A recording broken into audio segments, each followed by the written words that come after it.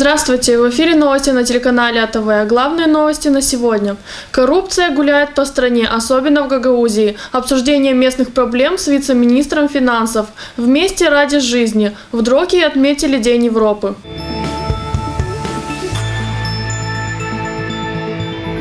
Коррупция – это слово сегодня знакомо каждому. В каждом государстве так или иначе встает проблема коррупции в малой или большей степени. Республика Молдова находится на 103-м месте из 168 стран по уровню коррупции. С такой серьезной проблемой столкнулась и Гагаузия. Каковы причины развития такого явления? Мыслями на этот счет поделились жители Камрата. Каковы причины ее небывалого расцвета и можно ли вообще с ней бороться? Об этом наш сюжет. Борьба с коррупцией – это главный лозунг практически всех кандидатов во время предвыборных кампаний. Однако с каждым годом это явление в нашей стране не уменьшается, а растет. По данным организации Transparency International, 2015 года Республика Молдова остается на 103-м месте из 168 стран по уровню коррупции. Можно ли победить мздоинство в нашей стране? Что для этого необходимо сделать? С такими вопросами мы вышли на улицы Камрата и обратились к простым горожанам, дабы узнать их мнение по этой проблеме. Коррупция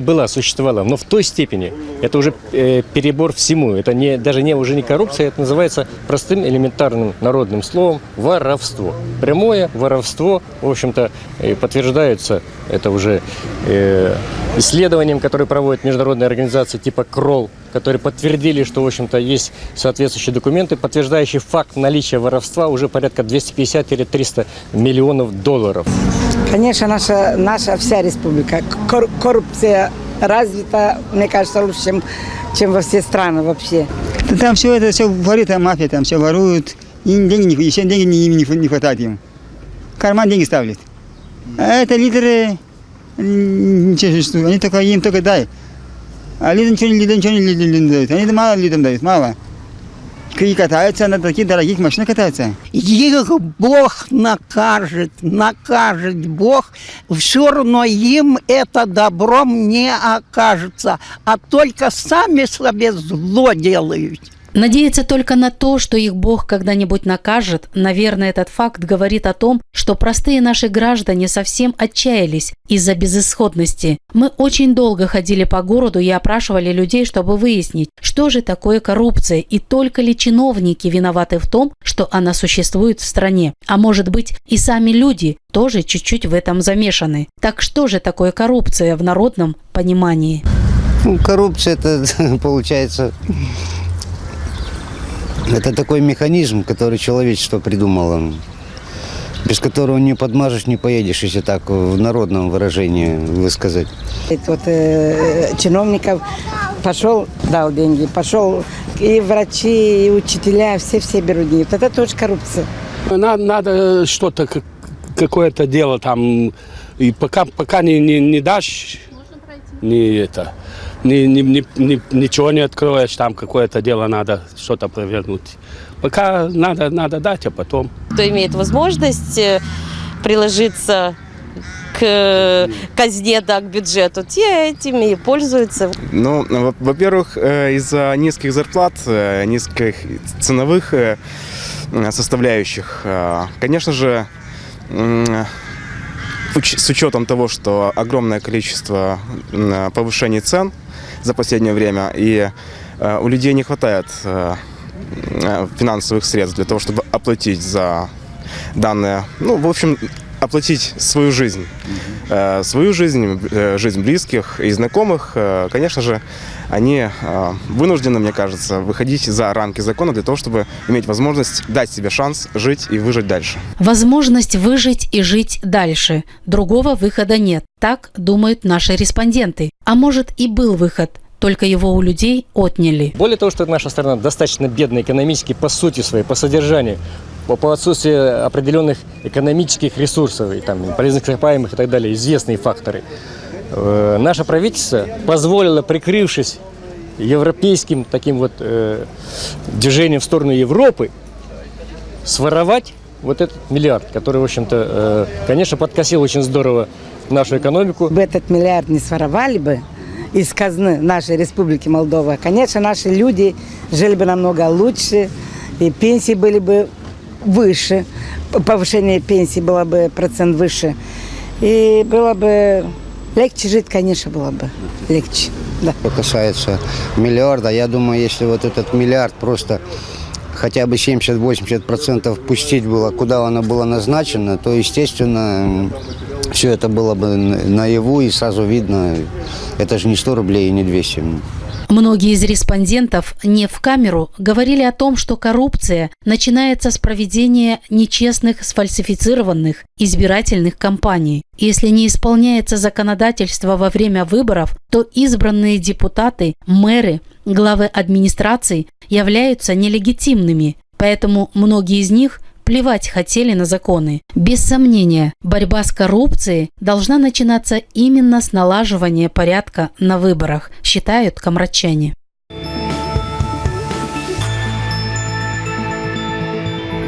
В Басарабяске состоялась встреча с вице-министром финансов Республики Молдова. На ней присутствовали представители различных служб района и учебных учреждений.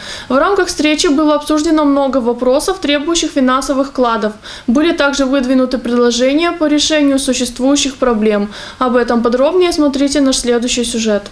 На сегодняшний день район Басарабяска сталкивается с массой самых разных проблем. Многие из них обсуждались на встрече с вице-министром финансов Республики Молдова Марией Карауш. По словам руководителей учебных учреждений, недофинансирование школ сильно отразится на качестве образования. В течение 2015 года я подходила ежемесячно с просьбой, что мне надо купить компьютеры, спортинвентарь, посуду и так далее, и так далее. Мне было сказано, пока денег нет, ждите, пройдет зимний сезон, пройдет лето, дошли до ноября. Ждите, пока денег нет. Деньги останутся в солде, в новом году, 2016, все получите.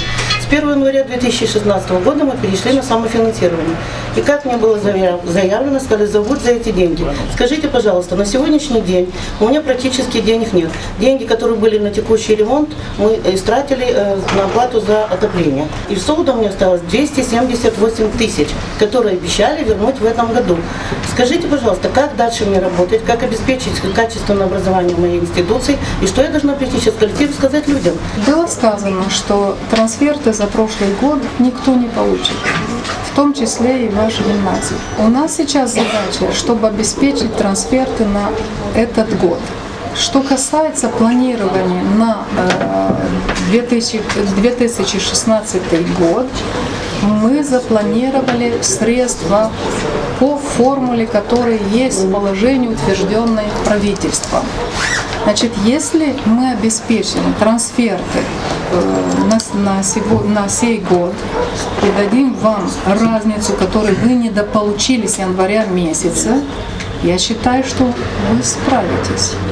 Еще одна серьезная проблема касается детской смертности. Как отмечают специалисты, на это влияют бедность, отсутствие должного медицинского обслуживания, а также плохое питание. Сегодня в районе Басарабяска 22 ребенка находятся на искусственном вскармливании. Когда-то существовала национальная программа, которая позволяла районному совету выделять бюджетные средства на приобретение детского питания. Мы адресуем ежегодно районному совету ходатайство на выделение этих финансов. И в этом году, учитывая, что нет резерва, они не могут выделить. В данной ситуации как решает вопрос правительства? Мы эту проблему сейчас записываем, мы ее направим в Министерство здравоохранения. И насколько мне известно, там рассматривается проблема для того, чтобы увеличить ассигнования для национальных программ. Начальник управления социального обеспечения Михаил Мартынов внес предложение, чтобы все альтернативные социальные службы финансировались из государственного бюджета напрямую, так как они требуют серьезных затрат на содержание, а также задал представителю министерства свои вопросы. Первый вопрос о домах семейного типа. Я понял, что выделят 25 тысяч лей на их содержание. Так выделят или нет? Второе. Мы обращались в министерство по поводу того, что нам не хватает 200 тысяч леев на питание социально уязвимых людей в многофункциональных центрах. Третий вопрос. Что вы думаете об альтернативных службах? И последний. Какова позиция министерства по поводу домов престарелых? У нас еще в 2005 году в селе Садаклия было реконструировано здание под дом престарелых. Сейчас он законсервирован. Работы остановились, хотя осталось где-то 170 тысяч по смете на подключение водопровода, канализации, инженерных сооружений. И оставался только вопрос о содержании, поставке мебели и оборудования. На это замминистра финансов ответила, что данные социальные услуги подведомственны органам местного самоуправления и финансируются ими. Но из-за экономического кризиса в стране этот вопрос находится на рассмотрении в парламенте и министерстве, так что некоторые из услуг будут финансироваться из государственного бюджета. Вы предлагаете, чтобы мы в виде трансфертов финансировали из государственного бюджета специальные службы. Это обойдется нам в 450 миллионов лей. Мы изучили те проблемы, с которыми к нам в министерство в письме обратился господин председатель. И по всему, что там было, я уверена, что господин председатель знает, какие из этих проблем имеют приоритет, какова их стоимость, и выделит деньги для того, чтобы вы смогли выйти из сложившейся ситуации. Затем последовала целая серия вопросов и предложений, касающихся корректировки дорожного сбора, а также слишком больших контрибуций для реализации различных проектов и национальных. Из этой стратегии мы разработали второй блок действий, который включает реформирование системы выплат трансфертов из государственного в местные бюджеты. Согласно новой системе, ваши собственные доходы не будут браться в расчет. То есть, когда устанавливаются отношения, есть только доходы от физических лиц и все. Встреча получилась конструктивной. Вице-министр финансов призвала присутствовавших запастись терпением и стремиться к тому, чтобы решить проблемы местного значения.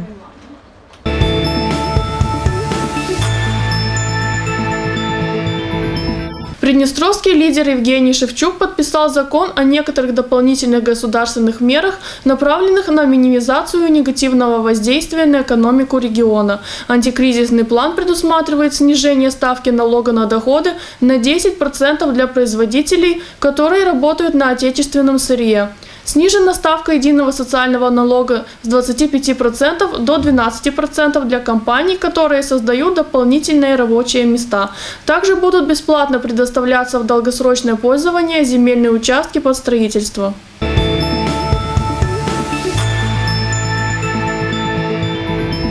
Министр сельского хозяйства и пищевой промышленности Эдуард Грамма получил приглашение для участия в тематических мероприятиях, которые будут организованы во многих городах Российской Федерации. В пятницу 13 мая он встретился с послом Российской Федерации в Республике Молдова Фаритом Мухамедшиным.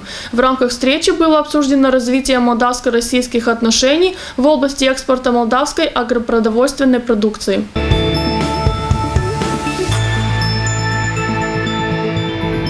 Республика Молдова внедрила цифровое телевидение быстрее, чем Румыния, хотя обе страны получили лицензии одновременно. Румынский представитель участвовал в региональной конференции вещателей и производителей оборудования для телерадиовещания, которая прошла на прошлой неделе в Кишиневе. По его словам, цифровое телевидение – это важный шаг вперед, потому что пользователи могут получить доступ к новым программам и более высокое качество вещания.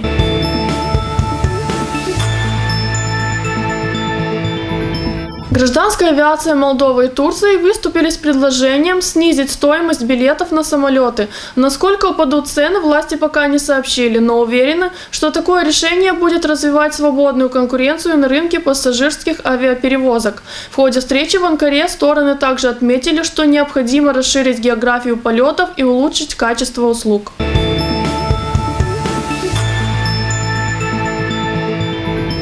В пустующем доме бывшего главы гагаузской автономии Михаила Формузала произошел пожар. Пострадавших нет, но причинен серьезный материальный ущерб. Причины возгорания выясняются.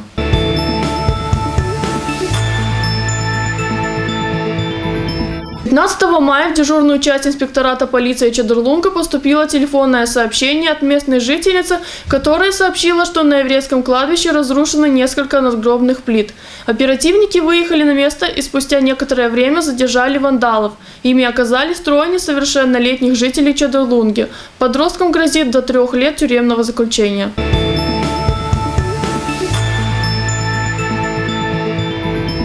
Студент Светловского аграрно-технического колледжа Константин Барладяну стал обладателем 2 бронзовых медалей на чемпионате мира по армлифтингу, который состоялся 14 по 15 мая в Санкт-Петербурге.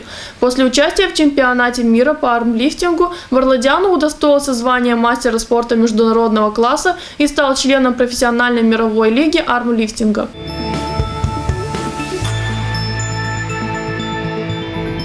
По всему миру идет борьба с таким серьезным заболеванием, как СПИД. Акция по такому поводу прошла и в городе Тараклия, которую организовали сотрудники регионального социального центра «Вместе ради жизни». Организаторы акции поделились ценной информацией о том, в чем отличие ВИЧ от СПИДа, каким способом заболевание передается и какие нужно предпринимать меры предосторожности, чтобы не заразиться. Подробности данной темы смотрите в нашем сюжете. Что такое ВИЧ? Чем он отличается от СПИДа? Как можно им заразиться и как бороться с этим заболеванием? Информационная кампания от сотрудников регионального социального центра «Вместе ради жизни» для жителей Тараклии. Это уже 4-й город, который получает ответы на часто задаваемые вопросы и развенчивает мифы о болезни. Данная информационная акция проводится в рамках страновой кампании, касается даже тех, кого не касается. Целью данной акции является информирование населения о ВИЧ-инфекции и расширение доступа к тестированию на ВИЧ. Мы призываем каждого человека пройти тест на ВИЧ и узнать свой ВИЧ-статус.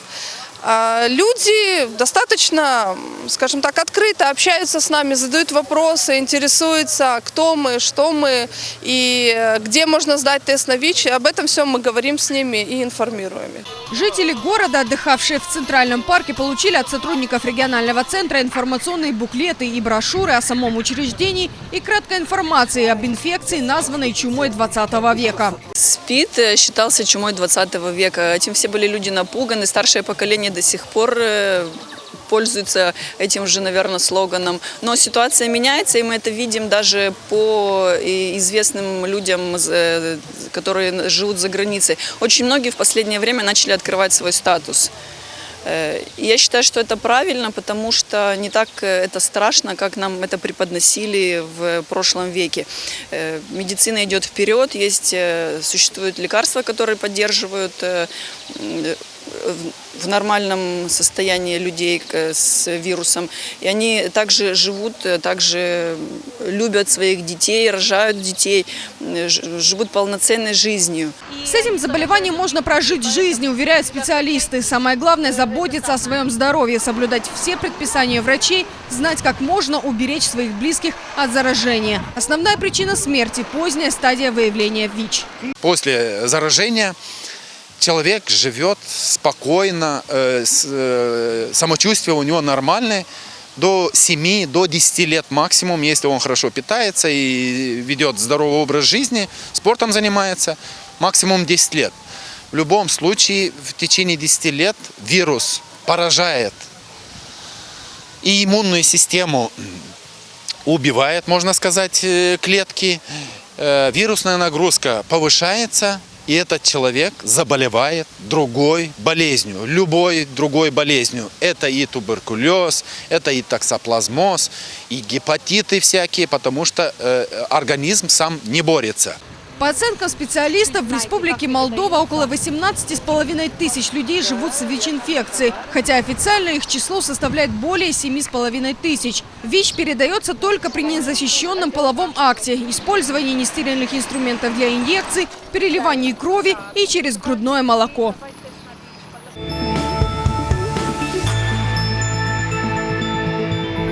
День Европы не первый год отмечается в Республике Молдова. В городе Дрокия данный праздник был отпразднован впервые. В рамках данного события были обсуждены проекты, внедренные при финансовой поддержке Евросоюза. Жители города считают, что сотрудничество с Евросоюзом даст положительный результат, а проведение такого рода мероприятий очень важны и полезны. Подробнее об этом далее. В Дрокии отметили День Европы. По такому случаю в Доме культуры был организован концерт, на котором присутствовали десятки местных жителей и гости из Румынии. Как отметил председатель района, этот праздник очень важен для жителей Дрокии, так как при финансовой поддержке Евросоюза здесь удалось внедрить ряд проектов. В нашем районе мы впервые организовали мероприятия, приуроченные ко Дню Европы. Для нас Евросоюз играет особую роль, поскольку с его помощью мы можем справиться с множеством проблем, которые появляются в нашей повседневной жизни. Поэтому местные органы власти всегда учитывают возможность внедрения различных проектов. В рамках данного мероприятия на сцене Дома культуры выступили местные артисты и фольклорный ансамбль «Стежерелул» из Румынии.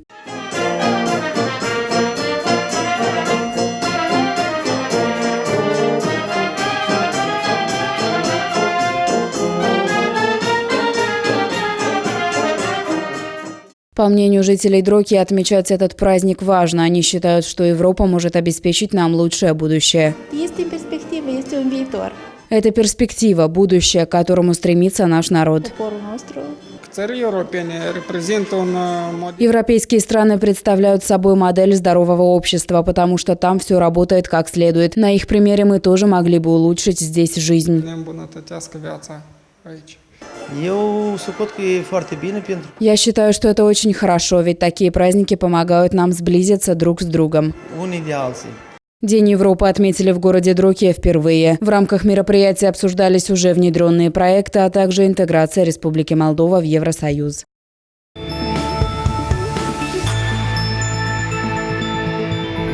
Это были все новости на сегодня. В студии работала Елена Челак. Больше наших новостей вы можете посмотреть на нашем новостном сайте atv.md. До встречи в эфире.